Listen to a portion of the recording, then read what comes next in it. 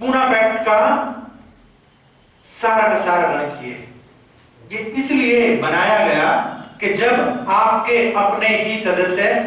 अपने पैरों पे कुल्हाड़ी मारे, आपके अपने ही भाई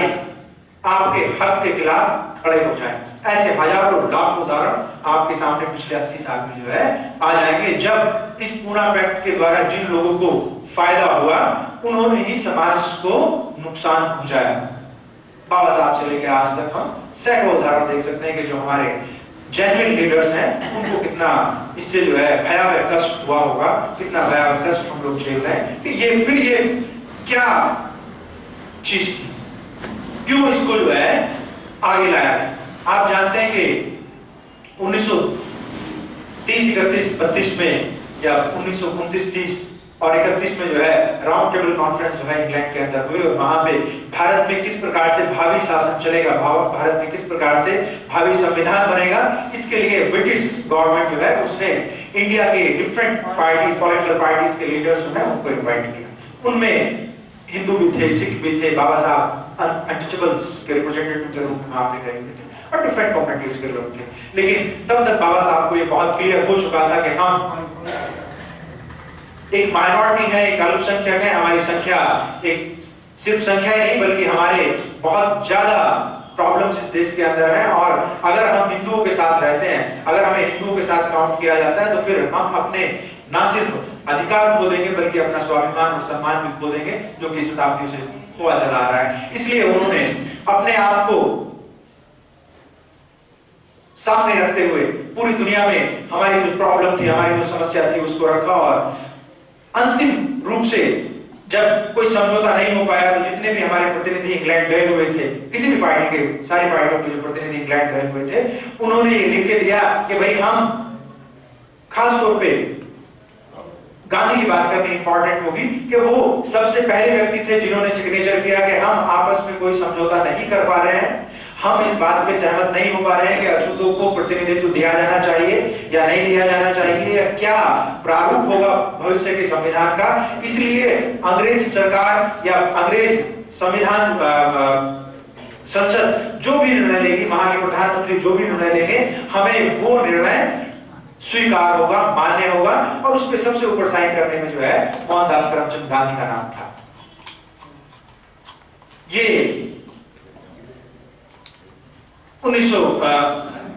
जब ये बात हो गई उसके बाद जो है 1932 में रैमजे मैकडोनाल्ड ने इस बात को स्वीकार करते हुए एक कॉमनल अवार्ड के नाम से जो है पृथक निर्वाचन का अधिकार जो है भारतीय समाज में जो अछूत वर्ग कहा जाता है उसको दिया, हमारे साथियों को दिया, हमारे समाज के लोगों को दिया। साथियों में क्या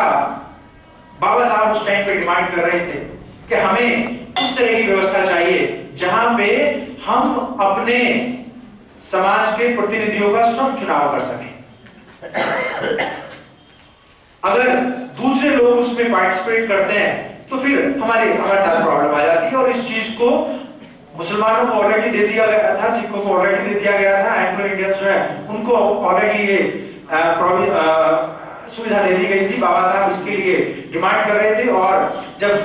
ये कॉमनल अवार्ड घोषित हुआ उस टाइम पे अंग्रेजों ने जो है प्रधानमंत्री जो थे रैमजे मैकडोनाल्ड, उन्होंने इस चीज को स्वीकार किया और अनटचेबल्स जो है उनको स्पेशल इलेक्टोरेट का अधिकार दिया गया। बाबा साहब उस टाइम पे सेपरेट इलेक्टोरेट की बात कर रहे थे, पृथक निर्वाचन की बात कर रहे थे, लेकिन पृथक निर्वाचन ना देके उस टाइम पे हमें जो है विशेष निर्वाचन दिया गया, क्योंकि गांधी का जो आर्गुमेंट था कि भाई अगर अनटचेबल्स को अलग से निर्वाचन का अधिकार दे दिया जाएगा, पृथक निर्वाचन का अधिकार दे दिया जाएगा तो फिर हिंदू समाज बढ़ जाएगा। हालांकि 5 साल में सिर्फ एक दिन वोट डालने से कोई समाज बढ़ता नहीं है। जब 5 साल में हम पूरे के पूरे समय हमारा उनके साथ कोई संबंध नहीं है, हमारा किसी प्रकार का उनके साथ जो इंटरेक्शन नहीं है, सामाजिक रूप से हम प्रताड़ित हैं, हमें हमेशा गुलामों की तरह रखा जा रहा है, तो फिर एक दिन वोट डालने से किस प्रकार से जो है वो संबंध समाप्त हो जाएगा, समझ से परे की बात है। लेकिन रैमजे मैकडोनाल्ड ने इस आर्गुमेंट को स्वीकार किया कि चलिए हो सकता है आपकी इस बात में थोड़ा दम हो कि भाई जो है इनको अलग से पृथक निर्वाचन दिया जा रहा है तो प्रॉब्लम हो जाएगी। इसलिए उन्होंने उस पृथक निर्वाचन के साथ साथ अछूतों को एक संयुक्त निर्वाचन का अधिकार भी दे दिया। कहा कि सिर्फ वो अपने ही प्रतिनिधि का चुनाव नहीं करेगा, हर कॉन्स्टिट्यूंसी में जो रिजर्व कॉन्स्टिट्यूंसी होगी वहां पे दो लोगों का चुनाव किया जाएगा, एक जनरल का और एक अनटचेबल का या शेड्यूल कास्ट का। शेड्यूल कास्ट का जो चुनाव किया जाएगा उसमें सिर्फ शेड्यूल कास्ट लोग वोट डालेंगे, लेकिन जो जनरल का चुनाव किया जाएगा, जो कि गांधी की जो अपील थी कि भाई हमें साथ साथ चुनाव होना चाहिए, तो वहां पे ये प्रोविजन किया गया कि जनरल का जो चुनाव किया जाएगा वहां पे अनटचेबल्स जो है वो भी वोट डालेंगे। सो हम लोगों को डबल वोट मिल गया। बाबा साहब कहा करते थे कि ये डबल वोट जो है, जो दूसरा वाला वोट जो है वो बहुत ज्यादा महत्वपूर्ण था,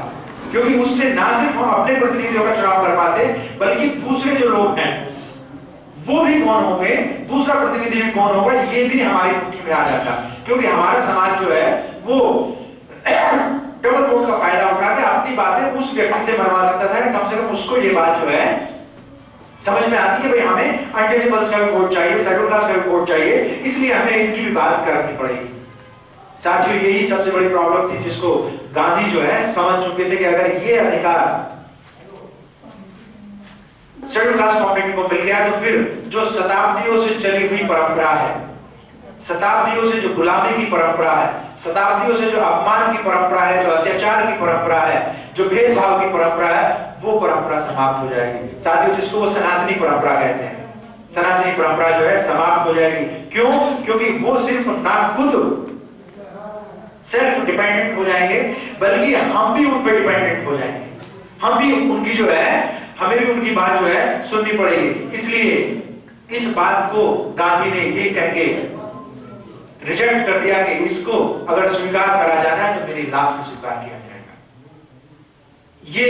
मैं अपनी जान भी देके इस बात को, इन अधिकारों को अनटचेबल कम्युनिटी जो है उनको नहीं लेने दूंगा, और उसने वास्तव में ये बात जो है कर दिखाई। 17 सितंबर को अनाउंस हुआ और 20 सितंबर को गांधी ने जो है आमरण अनशन शुरू कर दिया। आमरण अनशन किस लिए शुरू किया कि मुझे दलितों को दिया गया अधिकार स्वीकार नहीं है, दलितों को स्पेशल इलेक्टोरेट्स का जो अधिकार दिया गया वो स्वीकार नहीं है, और अपनी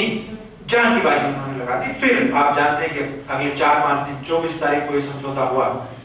उस समझौते, वो 4-5 दिन का जो पीरियड था साथियों, बाबा साहब के लिए शायद सबसे कठिन समय था, क्योंकि उन्हें एक तरफ अपने समाज का ध्यान रखना था, अपने समाज के उन अधिकारों को जो भी वो लंदन से लड़के लाए थे, अंग्रेजों से लड़के उन्होंने लिया था, उनको बचाना था, और दूसरी तरफ साथियों उन्हें जो है मोहनदास करमचंद गांधी की जान बचानी थी, क्योंकि मोहनदास करमचंद गांधी उस टाइम पे कोई सामान्य व्यक्ति नहीं था। उस टाइम पे पूरे भारत के धन्ना से, पूरे भारत की मीडिया, पूरे भारत का जो तथाकथित एलिट वर्ग है वो गांधी के पीछे लग चुका था। उन्हें पता था कि गांधी वो चीज है जो उन्हें अंग्रेजों से मुक्ति दिला सकता है, इसलिए गांधी उस टाइम पे उनका सर्वमान्य नेता था। सो गांधी की जान का खतरा था, और गांधी ने इस तरह का एनवायरमेंट पैदा कर दिया, इस तरह का जो है एक हिंसक वातावरण पैदा कर दिया, जिसमें वो कह तो रहे थे कि मैं अपनी जान दे रहा हूं, लेकिन वो बार बार ये कह रहे थे कि मैं अपनी जान नहीं दूंगा, अम्बेडकर तुम्हारी जान नहीं दूंगा। समाज इस तरीके से इकट्ठा हो रहा था, उनको हजारों धमकी भरे पत्र मिले, हर तरह का लालच उन्हें दिया गया। कस्तूरबा गांधी उनके जो है पैरों में पड़ी, और पता नहीं कितने तरह के जो है साम दाम दंड भेद अपनाए गए। और फिर बाबा साहब, क्योंकि बाबा साहब एक महान पॉलिटिकल साइंटिस्ट भी थे, वो जानते थे, उन्होंने एक बार इस बात को कहा था कि हमें उस चीज के लिए, ये बात सही है कि हमें